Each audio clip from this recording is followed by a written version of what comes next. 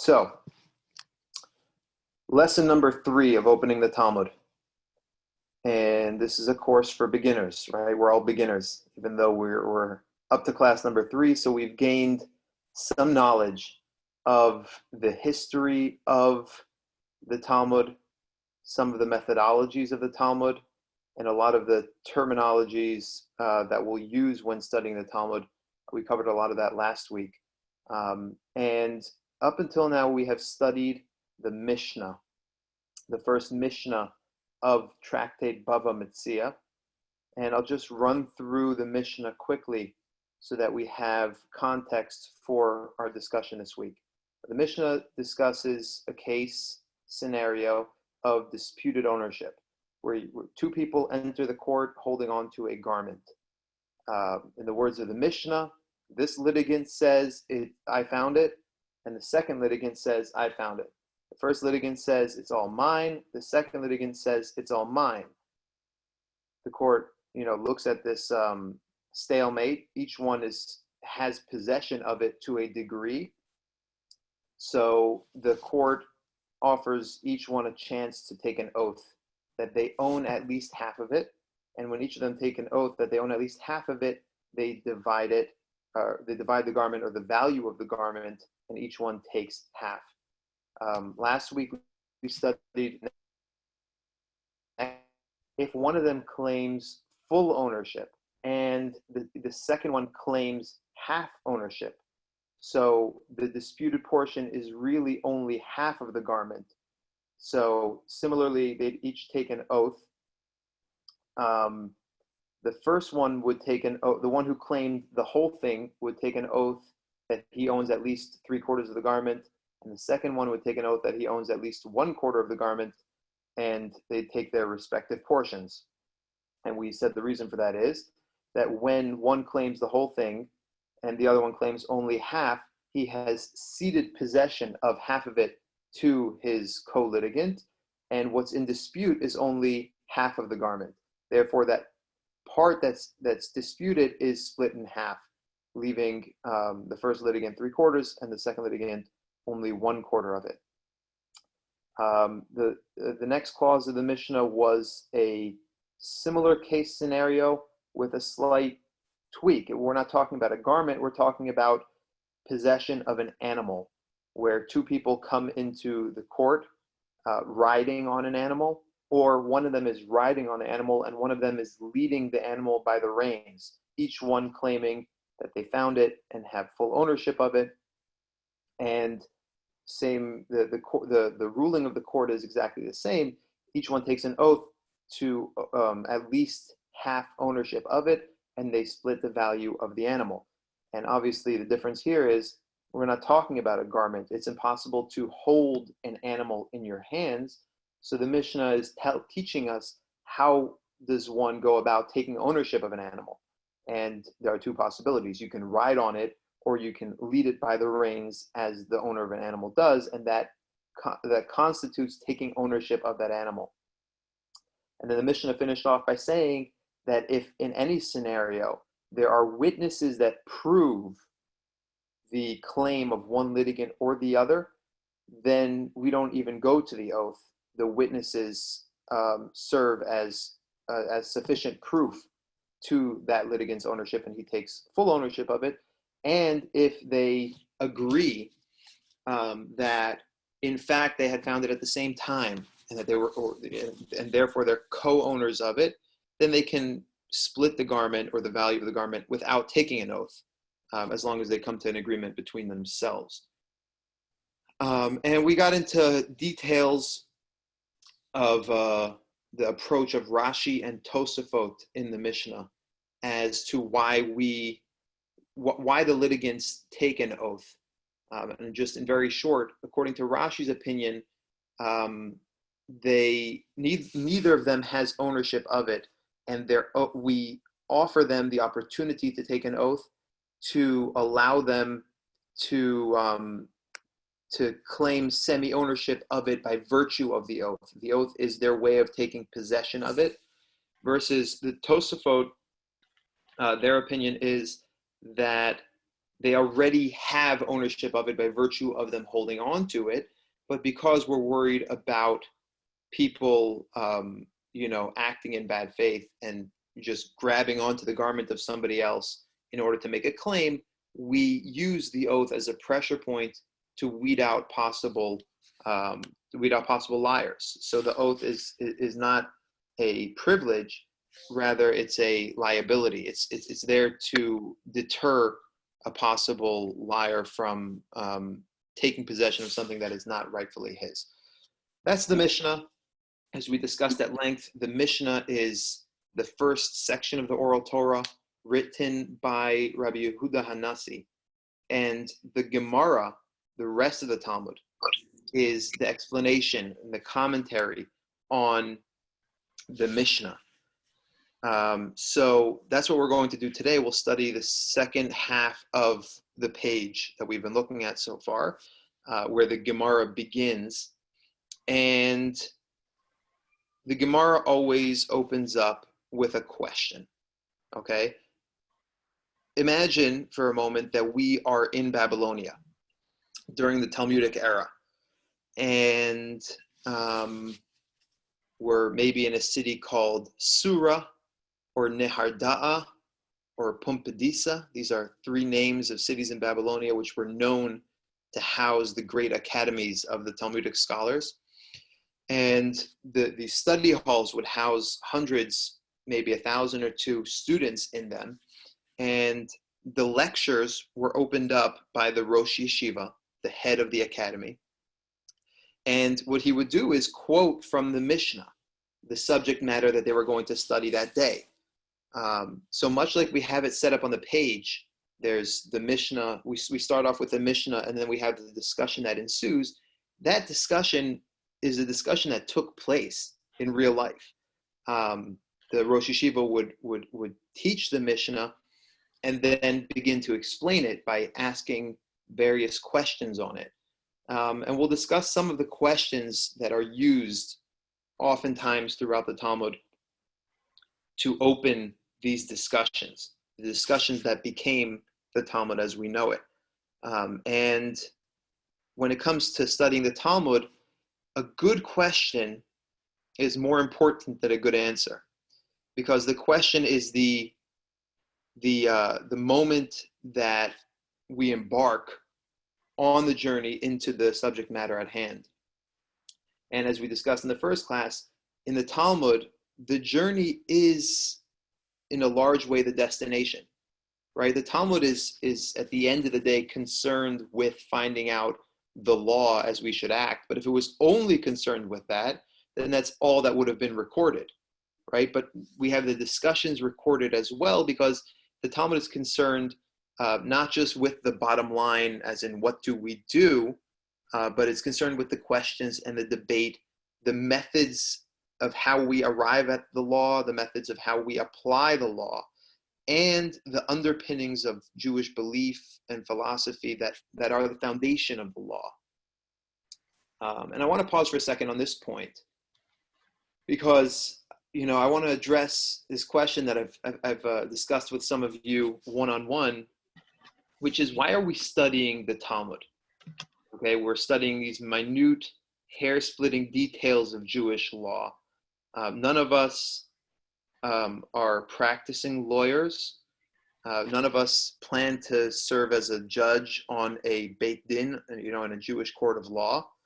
And those of you who know me, most of what I teach is a lot more down to earth. I teach, about the Torah and Jewish thought, ethical teachings that are applicable to the here and now.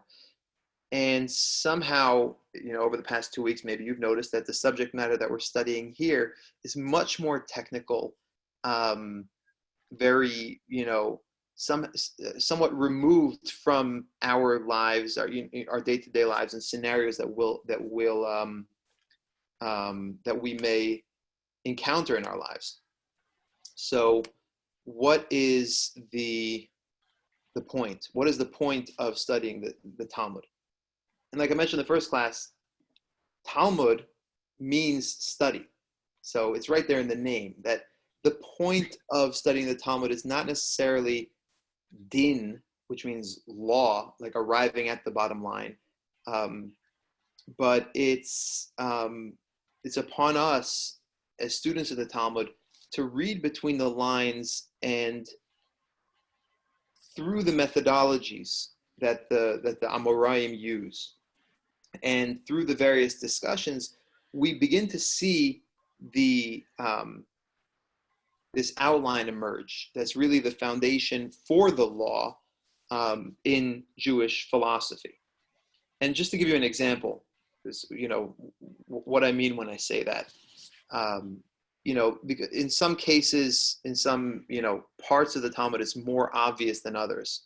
But it's our challenge to find this no matter which subject matter we're studying. I'll give you an example from the tractate, the Masechta, dealing with the laws of Shabbos. So a lot of the tractate deals with various of the melachot, the prohibited acts of labor on Shabbos, things that the defining work and the kinds of work that we're not allowed to do on Shabbos. And one of the things that we're not allowed to do on Shabbos is transfer something from a private domain into a public domain.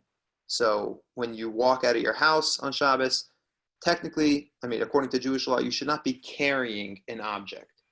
And likewise, when you're walking in a public domain, you shouldn't carry objects with you more than about 4 to 6 feet. That's one of the prohibited labors on Shabbos. One is transferring from one domain to another. Another one is carrying in a public domain more than X amount of feet. So in the, again, very technical, very specific to that area of law. But when we read over there, an argument between the Talmudic scholars, we see something very interesting, okay? With regard to the differences between men and women when it comes to carrying. I'll just give you a very basic idea. When you walk outside carrying a coat, you would consider it to be carrying it, right? You transferred the coat from one domain to another. What if you're wearing the coat, right? Does that constitute transferring from one domain to another, or carrying within a public domain? Obviously not. You're not carrying something that you're wearing, okay? And likewise, various accessories that we wear. For example, glasses. If you're holding your eyeglasses, then you're carrying them. If you're wearing your eyeglasses, then you're wearing them. And the law, it would not be considered carrying, and it would not be prohibited on Shabbos to wear your glasses outside. What about jewelry? Okay, a bracelet, a necklace. Is that considered carrying, or is that not considered carrying? Well, the Talmud says there's a difference. For women to wear jewelry, it is considered that they're wearing that jewelry. They're not carrying it. Whereas for a man, that same jewelry might be considered carrying if it's not culturally accepted that men wear that kind of jewelry. Okay, and the discussion comes to, what about a sword? Can you carry your sword from your home to a public domain and within a public domain on Shabbat? And the Chachamim say that you can't carry it. You're not allowed to walk outside carrying your sword, right? Because it's an object. Rabbi Eliezer says that no, you are allowed to carry. What would Somebody had a question? you like me to come with you? Sorry about that. I have a question. Yes, go ahead. What about carrying a baby? So you're technically not supposed to carry your baby outside on Shabbos. Wow. Yeah. So like on Shabbos, if you, obviously if a child is outside and in danger, you'd be allowed to carry them inside, because saving a life or, saving someone from danger supersedes all of these commandments. But you shouldn't put yourself in that situation in the first place. Yeah, so we don't carry our baby outside on Shabbat. So then that would limit women to going to service on Shabbat. Right, which is why we have an innovation called the Eruv. Right. Okay. Yeah. Yeah, have you heard of that? Yes. Yes. The Eruv is for those who haven't heard of it. It's a symbolic enclosure of a community space. It can go from a couple yards to a couple blocks. There are whole cities that are surrounded with an Eruv. The whole Cambridge, for example, has an Eruv around it, so that what it does is symbolically includes the entire area and makes them partners in a single potluck meal. That's the concept. And therefore, it's not considered a public domain. It's considered an extension of everyone's private domain. And therefore, people can carry outside and carry to shul. We have an Eruv up in Swampscott that allows a lot of the young families to push their babies to shul and things like that. But yeah, definitely for needs like that, that's how the rabbis came up with this.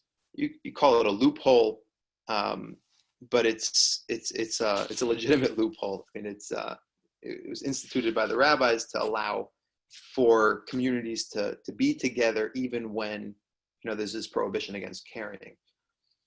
So the discussion that fascinates me is when it turns to weaponry, like a sword. And the first opinion is that no, a sword is an object. You can't carry that object outside. But we know that in ancient times, a sword wasn't just an object. It was also an adornment, right? People would wear them as kind of like an accessory or as a jewelry of sorts for men. Think of all the pictures of old kings and noblemen. They all had these swords on them in their portraits because that's a symbol of manhood and power and all these things, even though they probably never used those swords in their lifetime. So the opinion of one of the rabbis is that because it's an adornment, then therefore you would be allowed to walk outside with it on Shabbos, much like a woman can wear her necklace, the man can wear his sword. And the rabbis come back at him and they say, no, a sword is not an adornment. Einai ela genai. We'll translate genai as a like a disgrace, right? Because in the view of it's an anonymous group of scholars that have this argument. The majority was on the side that it's a disgrace, meaning it's a necessary evil. You need to have weapons to defend yourself, but they shouldn't be, like the symbol that we want to adorn ourselves with. And they prove it. They quote from the Navi, from the prophet Yeshaya, that speaks about the Messianic age, that lo yisa goy al goy cherev, that no nation will raise up a sword against another nation. Meaning, in a perfect world, in the Messianic utopian ideal, we won't have swords. We won't have a need for them. So it's not, even if it's something that you have or something that you need, it's not something that you adorn yourself with. So we have this discussion, this argument about a very technical aspect of the laws of Shabbat, but reading between the lines, we start to, understand the worldview through which the rabbis perceived, culture and style and current events.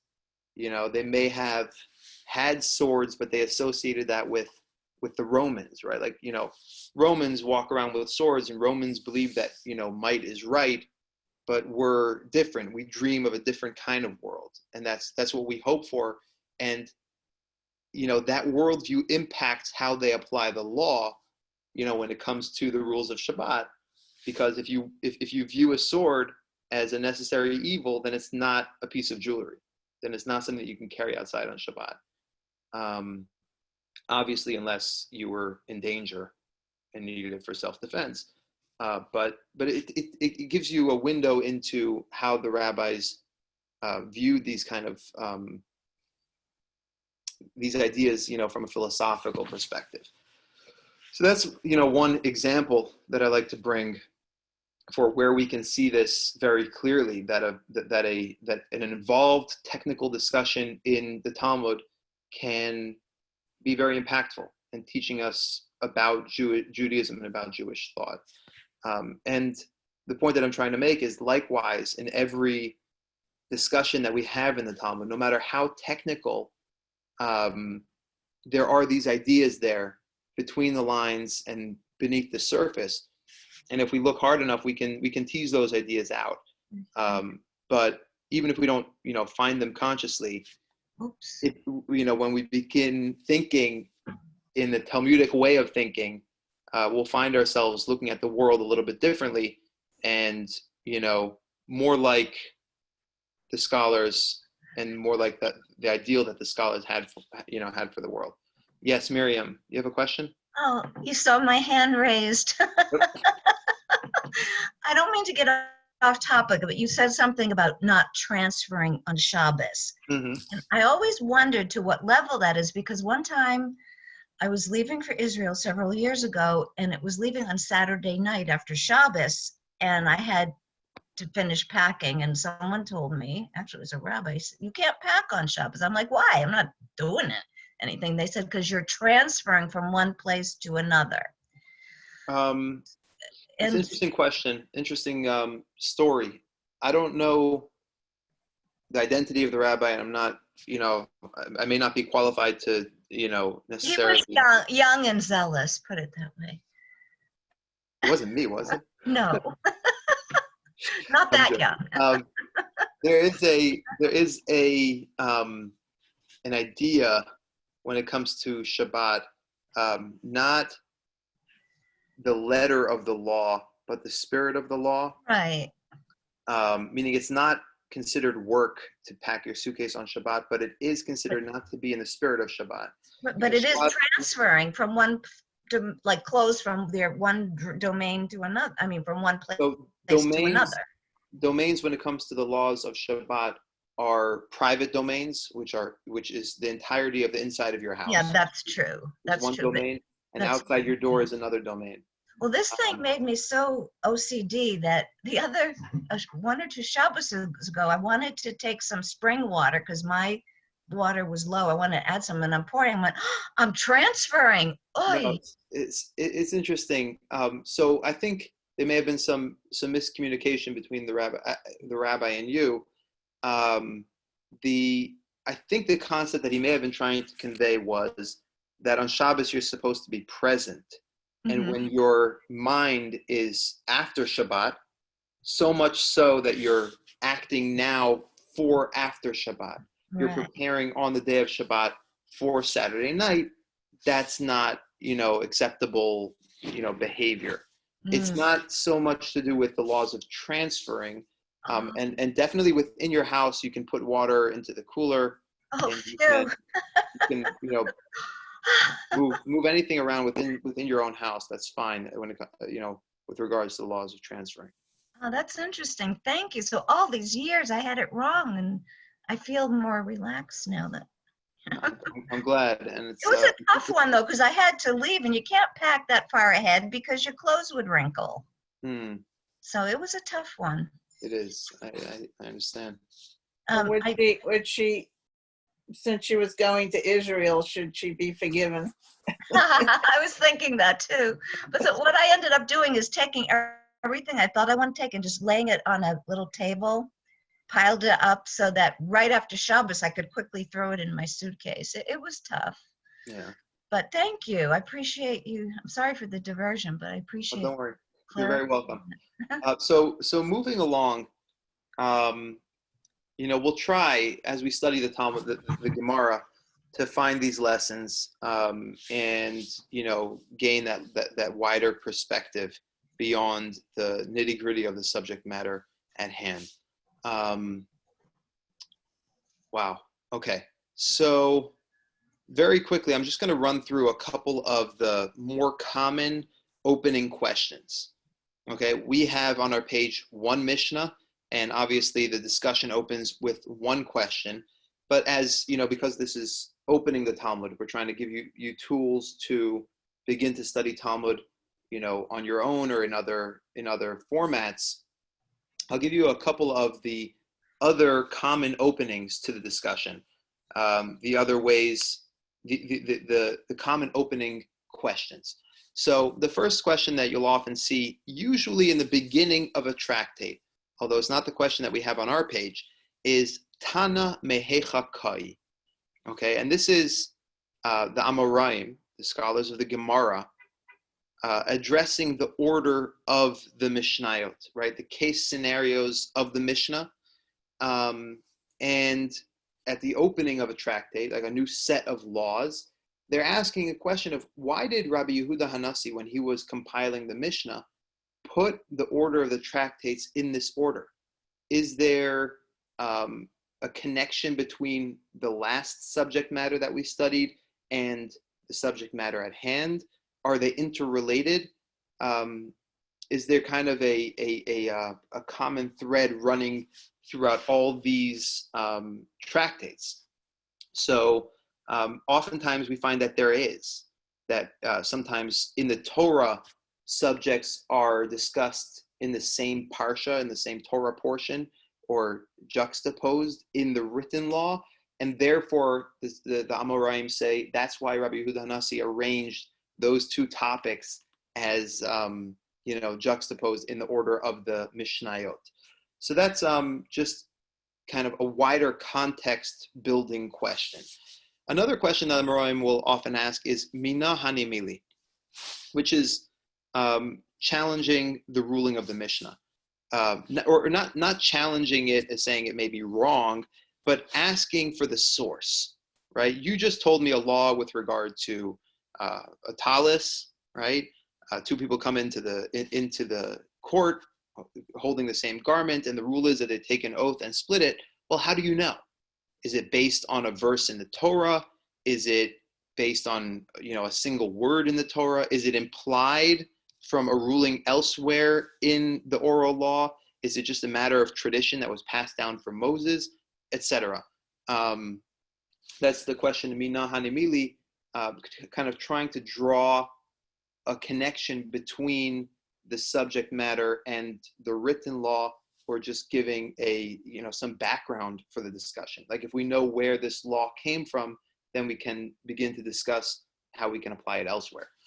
The third common question is an actual challenge to the ruling in the Mishnah. Viraminhu. Viraminhu is a contradiction, or an apparent contradiction. The Amora will open up and saying, Viraminhu, you just said in our Mishnah that they take an oath and split the garment, or divide the value of the garment. Well, I'll quote you a Mishnah from elsewhere that is a glaring contradiction to that ruling, whether it's from another Mishnah or a Braita, which we mentioned last week is a teaching from the Mishnaic period, which was not included in the Mishnah. But they may have an oral tradition, have heard a discussion from another rabbi implying otherwise, so they'll ask, seemingly there's a contradiction, and the ensuing discussion will be an attempt to display that they're not actually contradictory. There's a difference in a minor detail that changes the ruling, and if that can't be proven, meaning if it can't be proven that there's a difference between them that is not a contradiction, then the Amoraim will have to say that this is a matter of machloket. Machloket is very common throughout the oral law, which means a rabbinic dispute, right? Rabbis are allowed to disagree. This rabbi said one way, this rabbi said another way. The problem is the Mishnah doesn't always have a name attached to it. It doesn't always say, Rabbi Meir taught this law and Rabbi Akiva taught the other law. So when we see two Mishnahs without an author, we'll try to say that they're not a contradiction.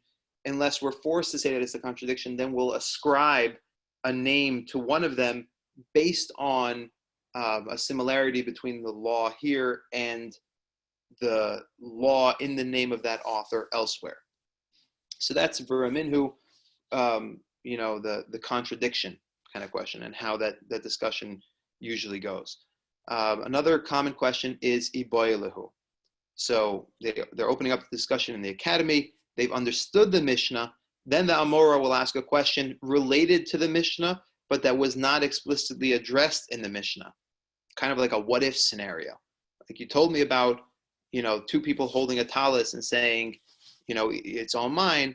Well, what if they were holding, an axe, right? As long as there's a compelling reason to say that the law might be different, what would the law be there? Can we apply the logic here to that case or not?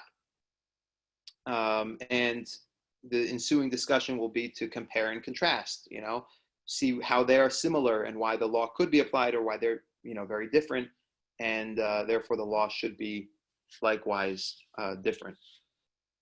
And now we come to the question that opens our discussion today, the actual question that we are going to read in our Gemara, the question posed by the Amoraim after reading our Mishnah. Okay, and just to give a little bit of context, we know, as we mentioned in the first class, that the Mishnah, as composed by Rabbi Yehuda Hanassi, was composed purposefully to be as concise as possible, to use the minimal amount of words and to illustrate, the most general scenario possible, right? And why did Rabbi Yehuda Hanassi choose to edit the Mishnah and make it so concise and so tight? So for two reasons. Number one, it had to be accessible, transmissible, and transportable, right? If you're the reason why he was writing down the oral law was because the oral law was at risk of being forgotten, right? After the destruction of the Second Temple and the dispersion of the Jews throughout the world, he was worried that this knowledge, this body of knowledge, would be lost. So he had to make it bite-sized so that it can be, number one, copied, right? And there was no print in those days. Everything had to be written by a scribe.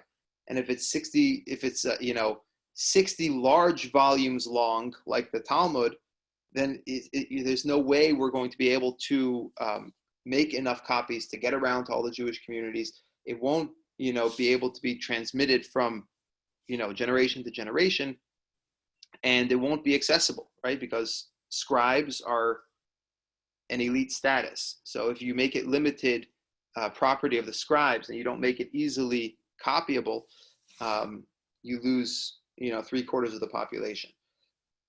And the second reason why the Mishnah is so concise is because he wanted to preserve the oral nature of the law, right? The back and forth, the discussions, and the work that it takes to arrive at the letter of the law, at the bottom line.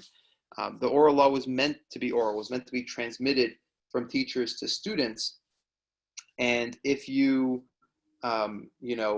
hand over the bottom line only, then there will be no need for teachers and no need for, students, and no need for the discussions and all of the richness of the Talmud as we know it. So, because it is so concise, we know that there are no extra case scenarios, right? Rabbi Yehuda Hanassi chose to convey the law using a case scenario that was usually as general as possible. Because if you tell me the law in a very specific case, right? It was summer and it was hot outside, and these two people found this in the marketplace. And if you're very specific, what you've done is you've limited the law to that case scenario, and you can't then extrapolate and apply that to other cases, right? To other fact scenarios. Whereas Rabbi Yehuda Hanassi chose the most general case, avoided all the nitty-gritty details so that we can get the principle of the law, the overarching principle, and then apply that, wherever possible. And there's likewise no extra words, right? Every word in the Mishnah is there for a reason, so that it can convey the maximum meaning possible to us in, the smallest amount of space and the smallest amount of words.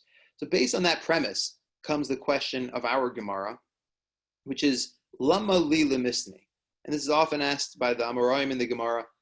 why did the Mishnah need to tell me this, right? Either why the extra case scenario or why the extra words, right? Why so wordy? Right? It's got to be teaching me something because we're talking about the Mishnah here. We're talking about Rabbi Yehuda Hanasi. So with that, I'm going to share my screen with the, hang on one second. Stop share. Sorry.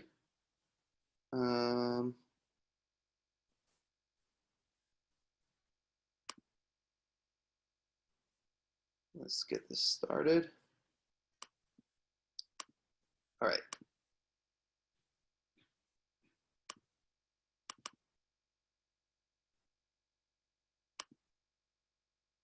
I'm not sure why it's sharing my entire computer and not just this document. Let's give it one more try.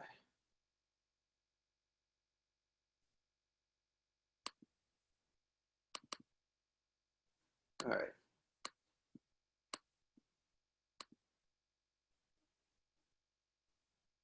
Does everybody see opening the Talmud?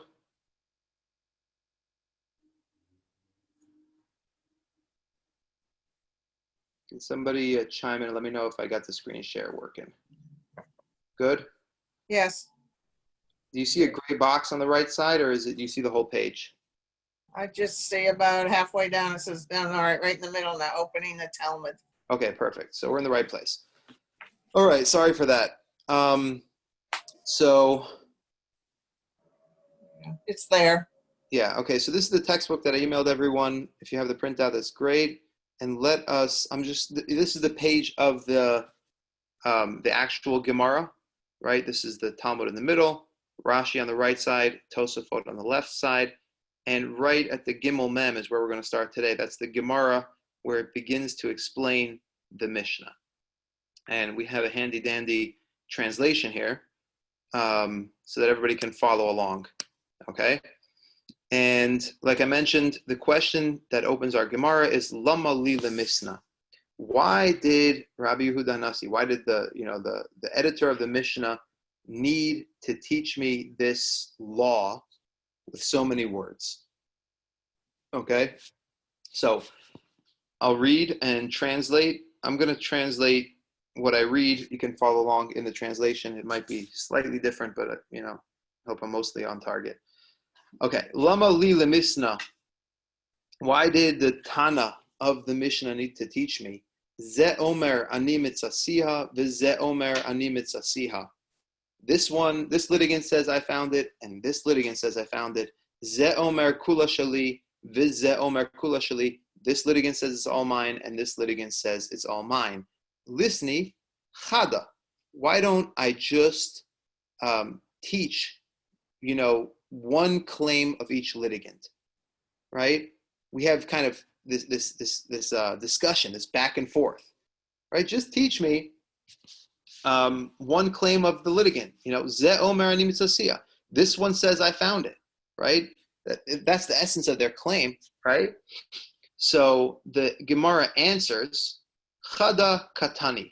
In truth, the Mishnah is teaching me one claim, right? Even though they use two ways of expressing it, it's truly one claim. It's not two different claims. Ze omer ani mitzasiya v'kula shali, v'ze omer ani mitzasiya v'kula shali. Essentially what they're saying is, I found it and it's all mine. And the second litigant says, I found it and it's all mine. So the Mishnah, the discussion, again, this is discussion here, right? These are the Amoraim in the yeshiva in Babylonia, where we opened up today's class. So the Gemara says, "Velisni ani mitzasiya."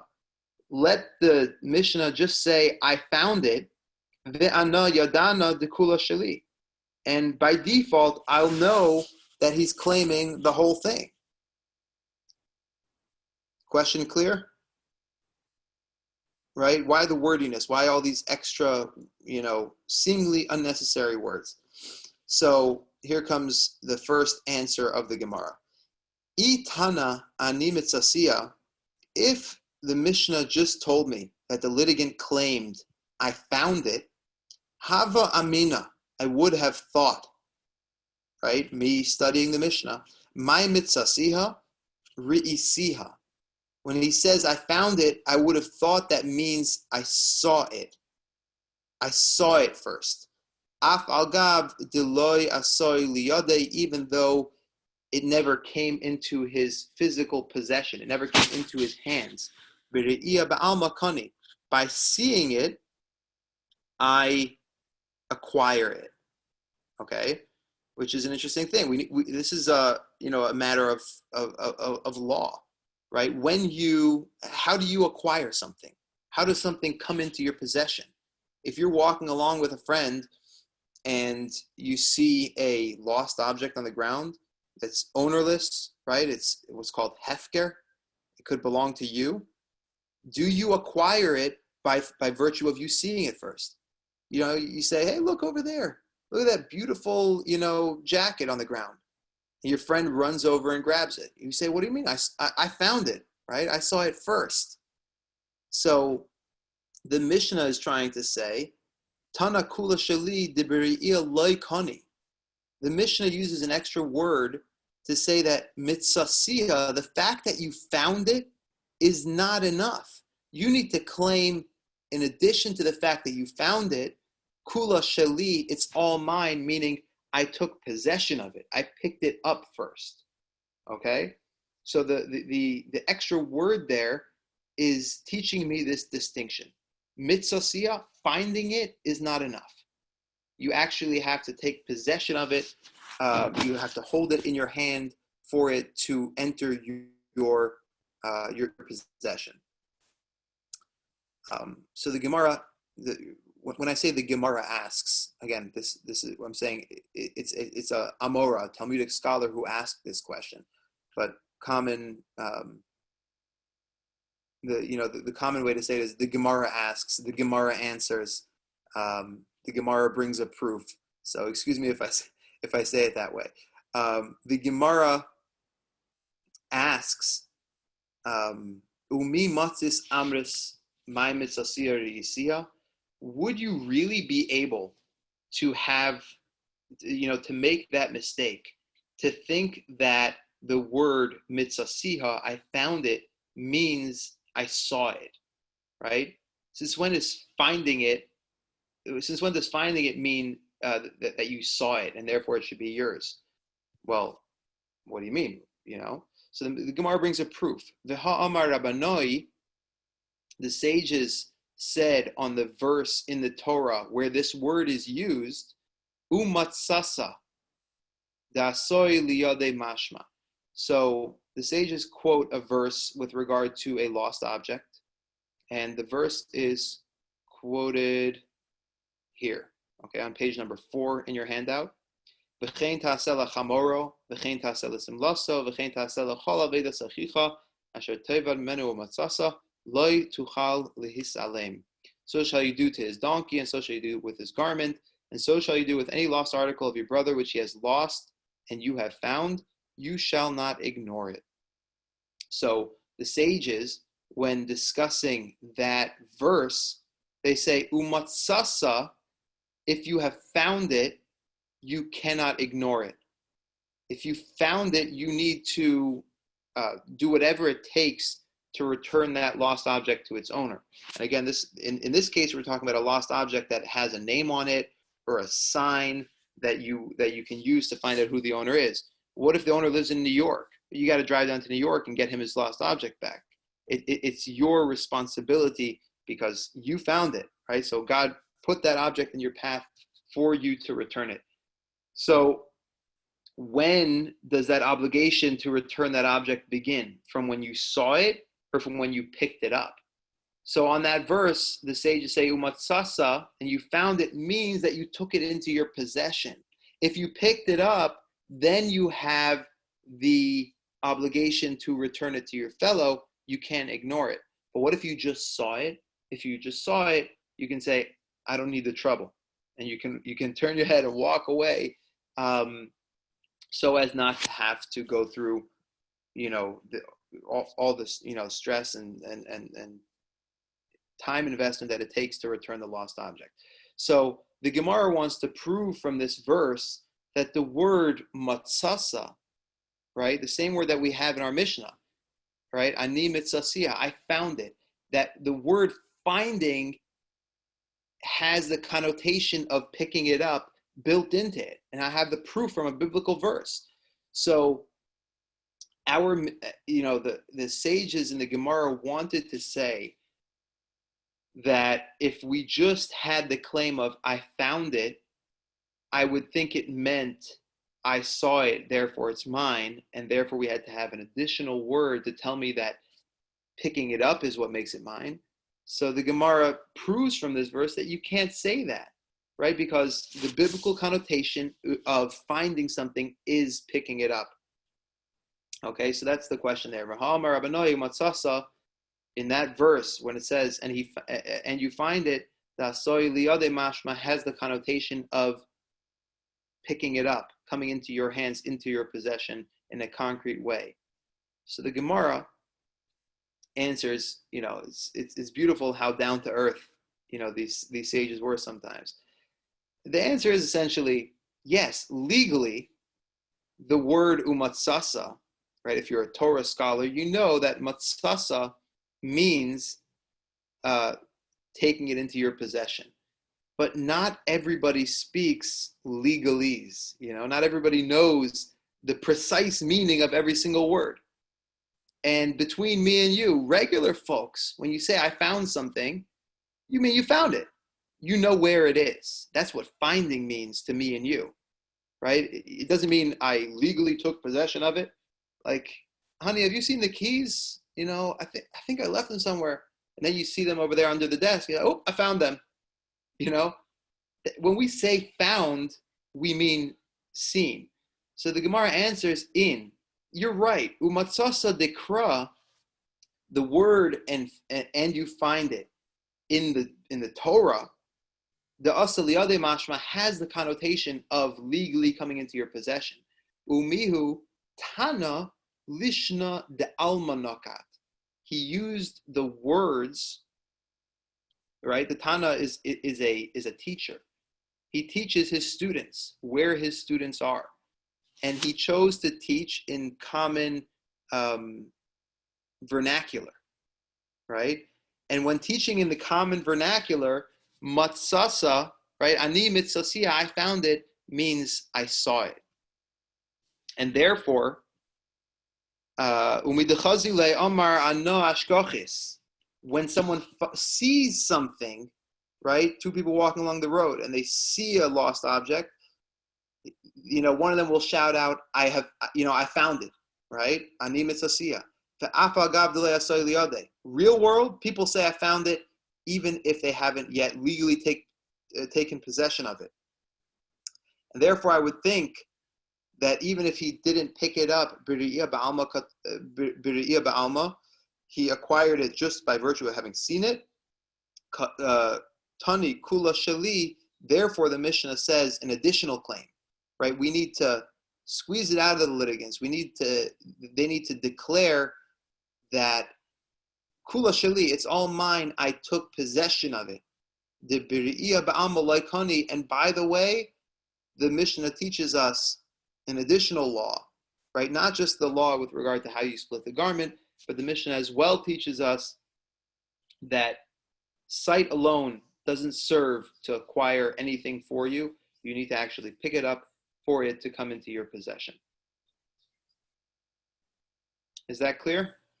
Oh, okay. Anyone who has any questions, we'll take a moment to clarify. Yes, Miriam.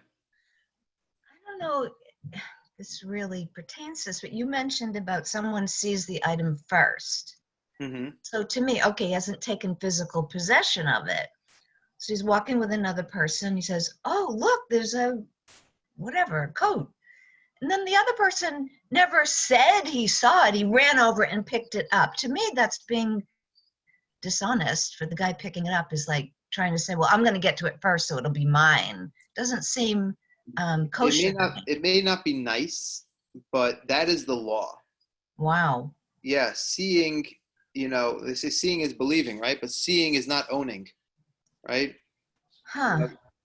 The nice thing to do would be to, give part of it to your friend who tipped you off that it was there in Right. the first place. Yeah. But bottom line, letter of the law is that, finders keepers only applies to if you actually pick it up. I remember that one. Finders keepers, losers weepers.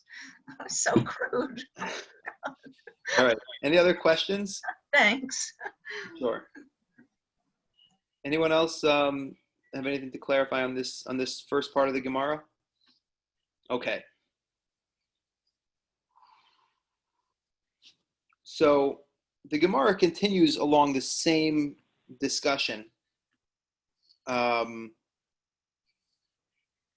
we've been following until now, with the same premise in mind, that I need the word kula shali, the second claim, it's all mine, to teach me that by sight alone I don't acquire it and I need to actually pick it up.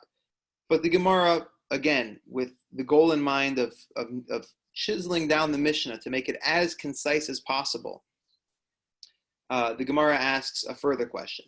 So why not just use the second claim? Why not have them both come into court and each one claims it's all mine? Forget about the claim that ani mitzasiha, I found it, right? If you could choose one word or the other, well, you just told me the second word is more powerful. Kula shali means I took possession of it. So then just tell me kula shali and forget about ani mitzasiha. So the Gemara, that's how the Gemara continues. The Gemara asks, "Vilisni kula shali v'loi boi ani mitzasiha." Why couldn't the Mishnah just teach the words kula shali, and you don't need to say the words ani mitzasiha? I found it because you just told me mitzasiha is worthless, right? Itana kula shali. So the Gemara answers, if it would have just said kula shali, hava amina, I would have thought be'alma dikatani mitzasiya b're'iyah be'alma kani. Elsewhere, right? There's other places where the Talmud discusses finding lost objects. And elsewhere we use the word mitzasiha. I found it. I would think that over there it means mitzasiya b're'iyah be'alma kani. That by seeing it alone, you take possession of it. Tana ani mitzasiya, v'hadar tana kula shali, dimi mishnah yeseira ashma'inan dire'iyah laikani. Okay? From the additional word, that's how I learned that sight alone doesn't acquire it for somebody, not just for our Mishnah, but to set a precedent for everywhere else that we speak about lost objects. To teach us this very important law that the only way that you can take possession of something is by picking it up, not just by seeing it alone. How much time do we have left? 2 minutes. Oh man. I'm like itching to go further. But there's always next week. So we will pick this up next week because this is where it gets exciting. We've just answered the question, right? We have a nice packaged answer. We can go to sleep tonight and say it's all good. But the Gemara continues and turns this whole answer on its head, and leaves us back at square one, and gives a completely different answer. Kind of like the discussion we had the first class about the two men who come down the chimney, and just 30 ways to look at the same problem. Why? Each time we look at the Mishnah from another perspective, we learn laws along the way, right? Like this exchange with regard to, seeing does not constitute taking possession. Well, that is the law, okay? That is the consensus. The question is whether that's what our Mishnah, whether that's why our Mishnah used an extra word or not. So we've learned the law already. And now we can flip this discussion on its head and go a completely different direction and learn other laws that also become the letter of the law. So that's the essence of what the sages say. Shivim panim la Torah. There's 70 facets to the Torah, like a gem, like a precious stone. If it's single dimensional, if it has only one facet, yeah, it's a beautiful color, right? But that's about it. You don't have the depth and the beauty. You don't get to see the light reflect through it in 100 different ways. So that's what we're after over here. We're after the full three-dimensional beauty of the various aspects of the law and everything that can be derived from this Mishnah. So if anyone has any other questions, I'm happy to take them now. I have a question.